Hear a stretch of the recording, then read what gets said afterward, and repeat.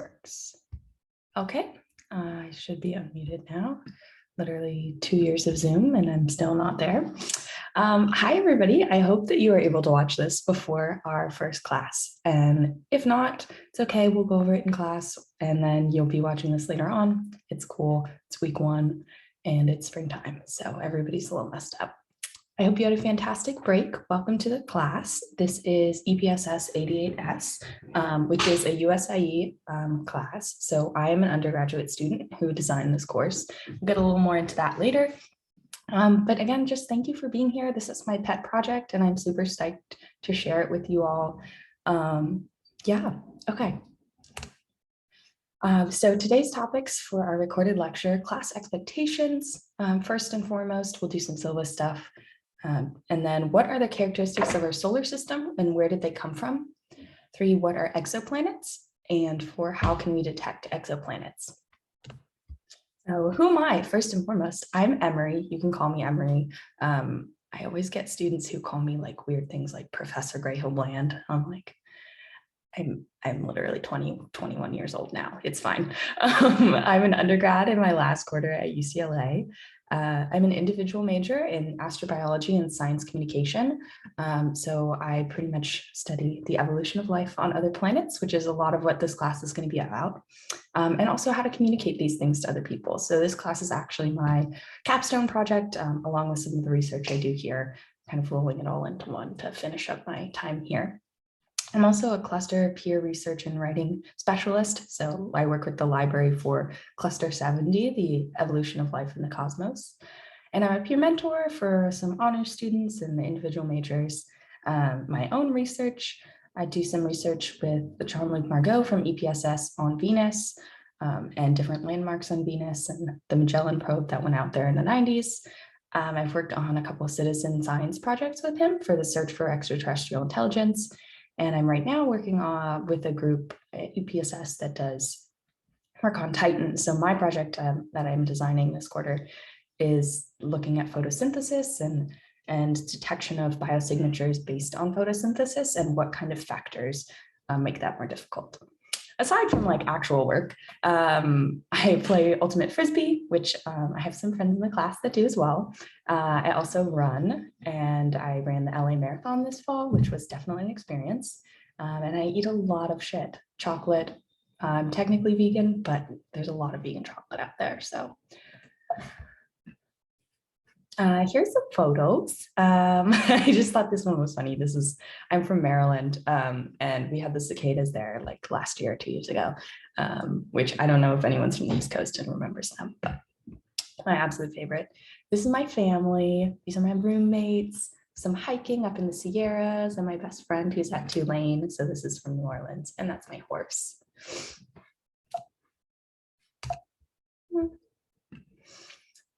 Okay, so some actual class stuff that's not just about me. So this is a flipped classroom course. So that was something that I really wanted to incorporate. I took the study abroad program in Glasgow after my freshman year, and we did flipped classroom physics. And I thought that was like such a unique experience and way to learn physics. And I've taken so many physics classes in my time in college and even beforehand. And I thought it was just like the most useful way that I'd ever learned it. And it was actually the first time I'd connected with the material. So I wanted to be able to try that out and see, from an instructor point of view, but also for people who are just learning casually, if that's also an enjoyable experience. So watch the recorded lectures beforehand, and then we'll be doing kind of group work and project things in class that are more kind of the opposite, like the kind of homework you would be doing at home is actually going to be happening in class. And your goal is to learn some of the basic content before you come in. Then in class, you'll come in with some, little bits of knowledge, and we'll do a warm-up activity based on the recorded lecture and your little homework answers that you turned in. And then we'll do a group reading in class. This is going to be kind of an annotated scientific article, abstract or figure. I aim to make them as easy as possible. So I work in teaching, writing and research of scientific literature. So I know how stressful that can be if it's never something you've done before, or if it's kind of just in general, honestly, if it's not your field, it's stressful as heck. Like I get it. So we're going to try and step through that and work our way up to more difficult pieces, but also it will be annotated and you'll be doing it together with help in person. Next, we'll do like a web building activity, which will kind of pull everything together. And we'll use that for our final project, which is going to be creating a microbe, right? As this course is titled, like design your own alien microbe, that will be able to survive on a planet of given conditions. So I'm super excited for you guys to get to the point where you can bring all this information together and kind of make your own alien in the end, which I think will be really fun. And I'm super excited to see your guys' creativity. And then optional, we'll have, the rest of the readings and office hours. If any of you guys are interested in going into astrobiology, please come speak to me about it. I'm super excited to share any and all knowledge that I may have picked up along the way. Okay, class expectations. So this is a lot of text for a slide, but first and foremost, let's create a space that is welcoming to all. No offensive speech, whether ignorant or intentional, will be tolerated. And also being told to check your privilege is a gift, and we will be viewing it as so. Let's engage thoughtfully in science and the creative process. So yes, this is a course about aliens, but no, it's not about UFOs. I don't believe in UFOs, which I know is a bummer right out the gate to tell you that. But science can be just as wild as fiction, if not more, and I really want you guys to be able to experience that. And third, let's just have fun. This is a pass, no pass, 1-unit course. This is my end of time here at UCLA, and I just want to be able to create a space that's really exciting and going to be a good time for everyone. So. All right, so now we should be set up. I got my little laser pointer going.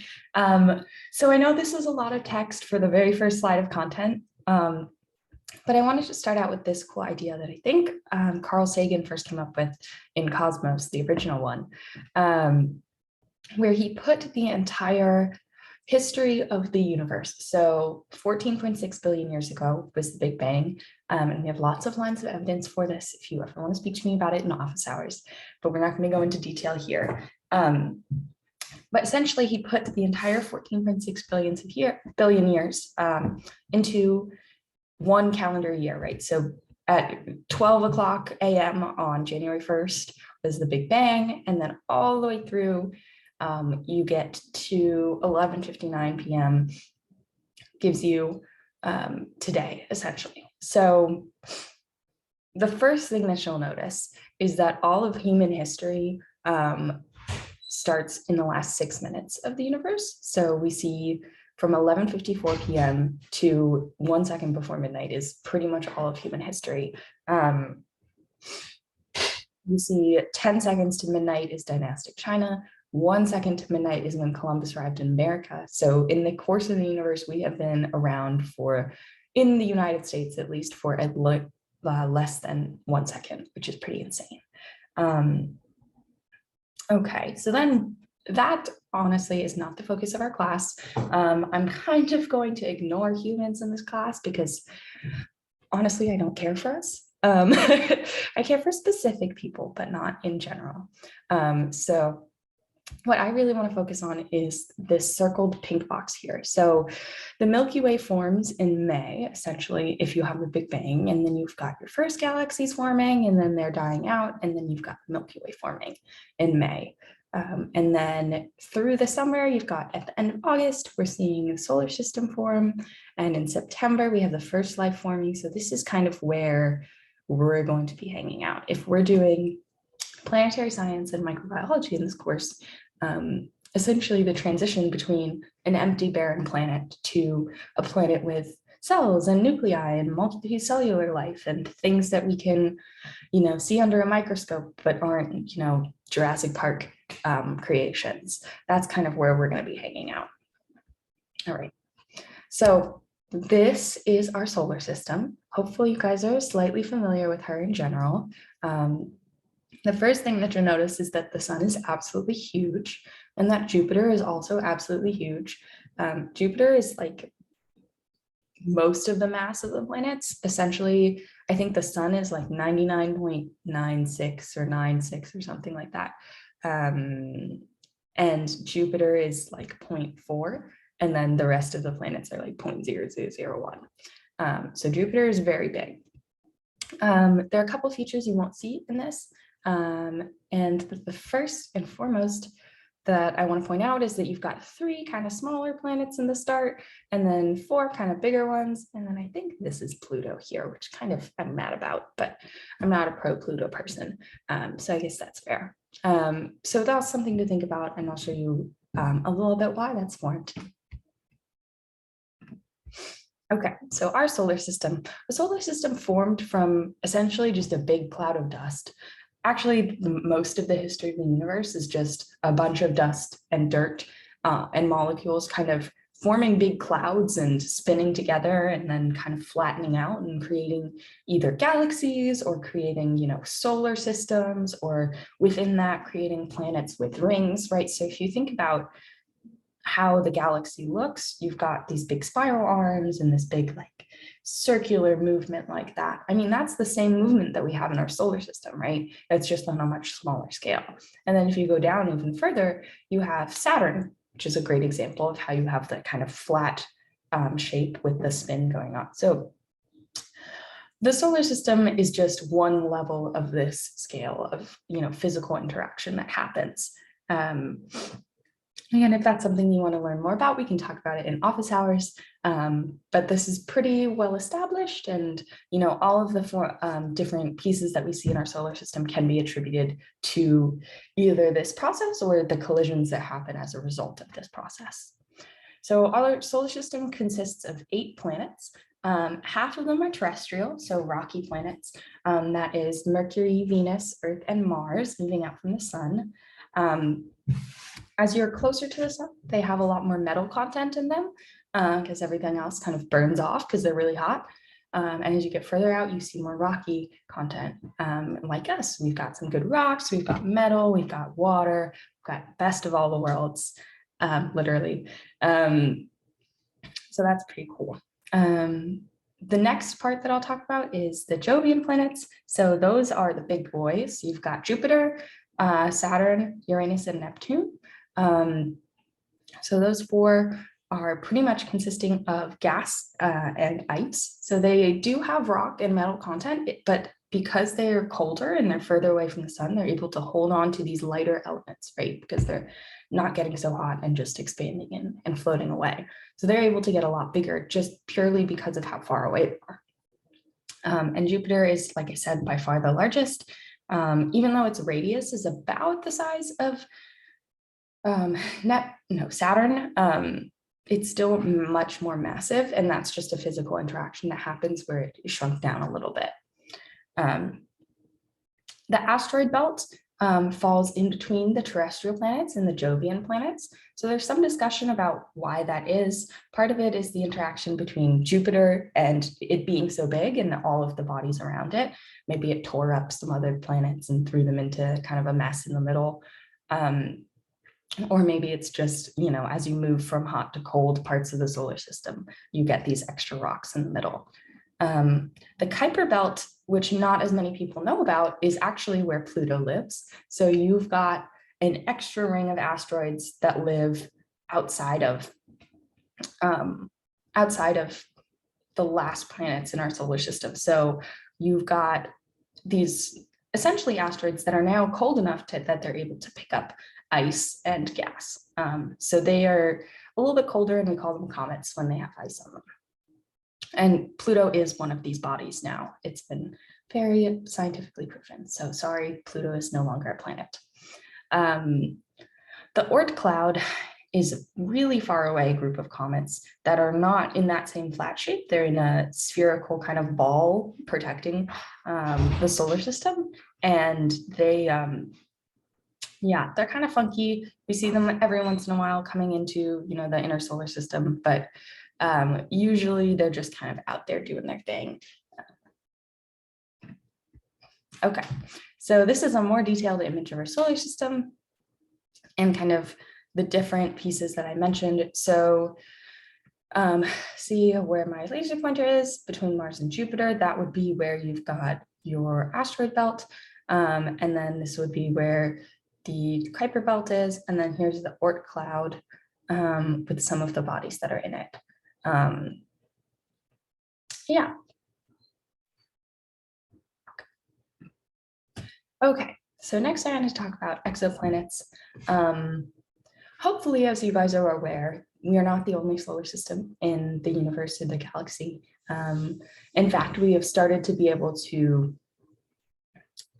detect planets around other stars, right? So if you think about it, as I mentioned, this process of kind of big balls of dust spinning into becoming, just kind of flat disks, right, is a pretty normal physical process. So that's probably happening everywhere you see these big clumps of dust. Everywhere you have stars forming, there's extra bits that don't get sucked in that kind of spin and become planets, right? So theoretically, we should have seen these planets, and since the 1990s, we've been able to actually detect planets around other stars.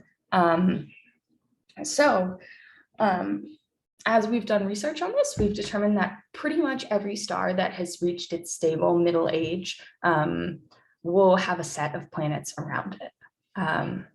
Also, exoplanets detections, as I've mentioned, have skyrocketed in the past decade. So I think recently we finally hit that benchmark of 5,000 planets detected in our galaxy that aren't around our sun. So that's really awesome. The last time I did research on this, it was like, about the average of 2.3 kids for one person. So I think it was 1.5 planets around each star on average, but in reality, I expect that to be much higher. Probably about our solar system would be the expected number of planets around every star. We're pretty average. Okay, so how do we actually go about finding exoplanets? If they're so far away, we can't really see them. You don't look up in the sky and say, oh yeah, there's the planets around Betelgeuse out there. We can't really see them like we can see other stars. So the first method for detection is called the radial velocity method. And this, I think, is maybe the hardest one of these to understand that I'm going to go through. But essentially, if you're doing kind of Keplerian physics, right, two objects orbit around their center of mass when gravitationally attracted, right? So yes, when we look at our planet going around the sun is so much bigger than us that we just look like we're going in a circle around it.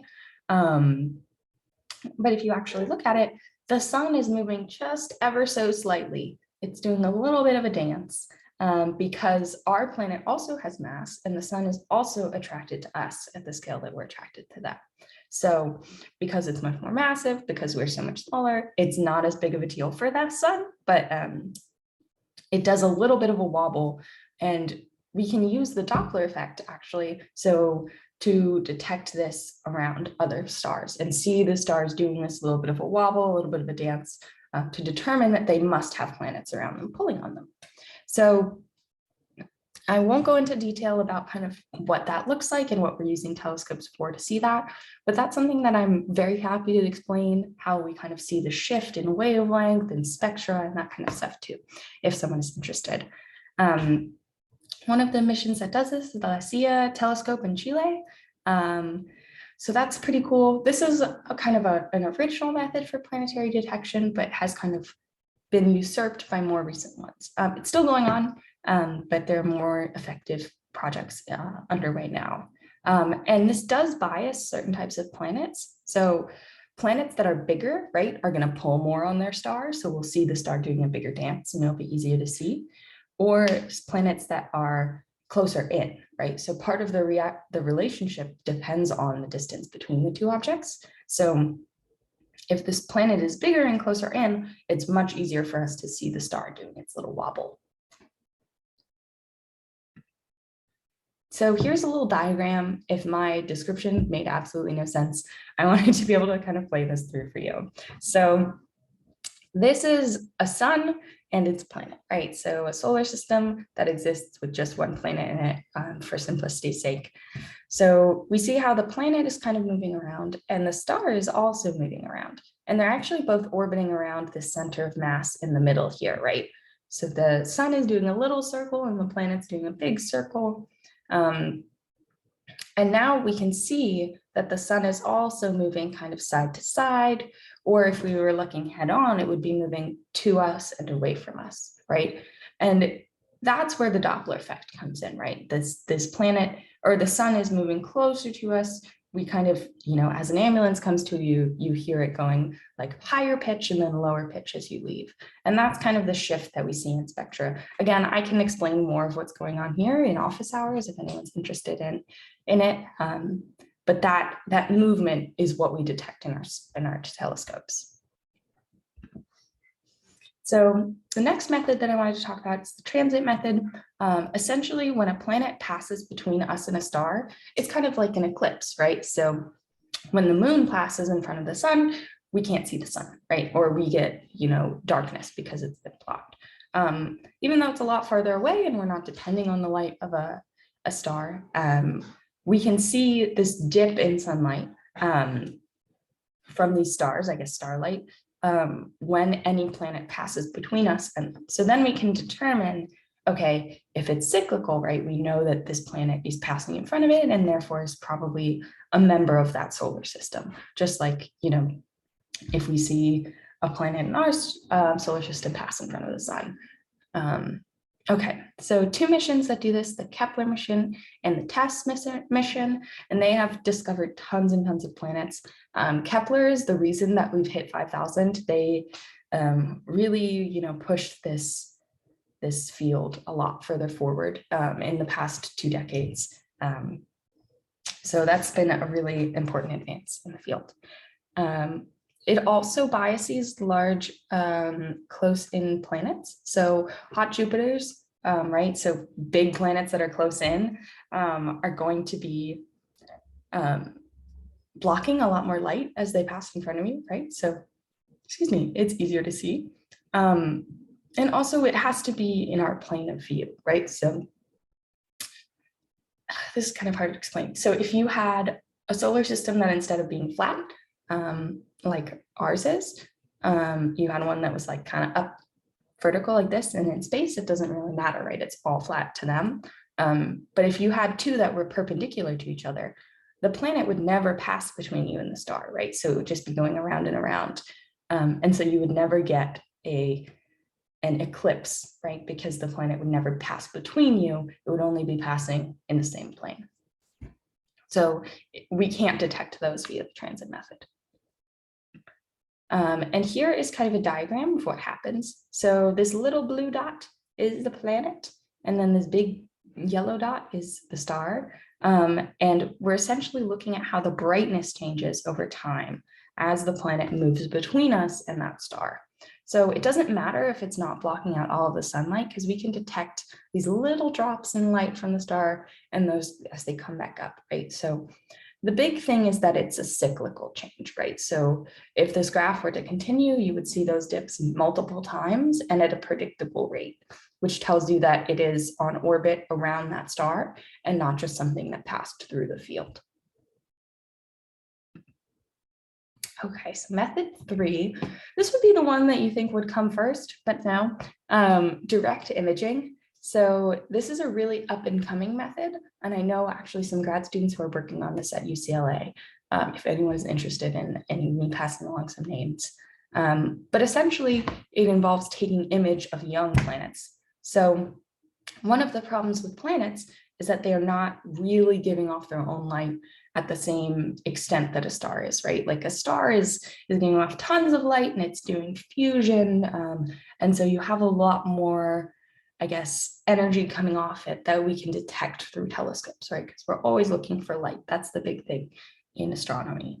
But if a planet isn't hot enough, it's not going to be giving off any energy that we can catch with imaging. So that means that essentially we can only take pictures of planets that are still really young because they're still going through that spinning process. They're still flattening out of the solar system, and they're still undergoing these collisions that make them heat up a lot and, convert all this kinetic energy to, heat on the surfaces. So we can take pictures of young or uniquely bright planets, but we can't take images yet of planets that are just like in our state of life calm and kind of cool and collected around their star. This imaging right now is still pretty difficult. It's only, maybe tens or hundreds at the most of planets been found this way. There will be advances in the coming years, and there's definitely missions coming out right now that are hoping to improve this and make this one of the more prevalent methods. So this is just a direct image. I don't actually know which planet system this is, but essentially what they've done is they've blocked out their star and they've taken a picture of these other young planets all around it. And you can see, right, even planet B, you can see it's not quite as hot as the other two. And there's kind of this other stuff that looks like maybe that could have been planets. I don't know. So if you didn't have any of these other two, I would not necessarily know that planet B is a planet. So that's one of the reasons this is really difficult. So I think that is my last slide. I wanted to end with kind of a wrap up of everything we went through. I'm not going to talk through this because I just talked your ear off. But this is a good slide for you. And it's in the slide deck on Canvas. If you just want to review some of the stuff we've gone through, and if you're writing up your question and your 2 vocabulary words, I guess I will go through that homework assignment now. Essentially, what you were supposed to do after watching every lecture is come up with 1 question and 2 vocabulary words. The question can be something you don't understand or something you want to use for studying, and the vocabulary words should be words you think are important from the lecture or don't understand, and you can put your working definition of them. And these are all on little quizzes on Canvas under each week. You'll just fill them out under the module that says week 1. And as long as you turn them in before class, you're doing good. Again, this is a pass, no pass, 1 unit course. I'm not gonna, bite your head off about turning things in, but it will make everything more easier for us in class, and it'll make the discussion more fun. So I hope that you will all be able to do those every week. Yeah, so I guess review this, and then I wanted to end with a picture of my favorite animal, completely unrelated to this class, an opossum. I love opossums, and I just think they're really cute. So my goal is to give you guys a picture of an opossum every week. If you're afraid of them, maybe just skip the last slide every week. But look how cute they are. The only North American marsupials. Look at their little noses. Okay. All right. I will see you guys in class on Monday. Yeah, I'm again super excited to meet you all, and I hope you had a great spring break. Okay.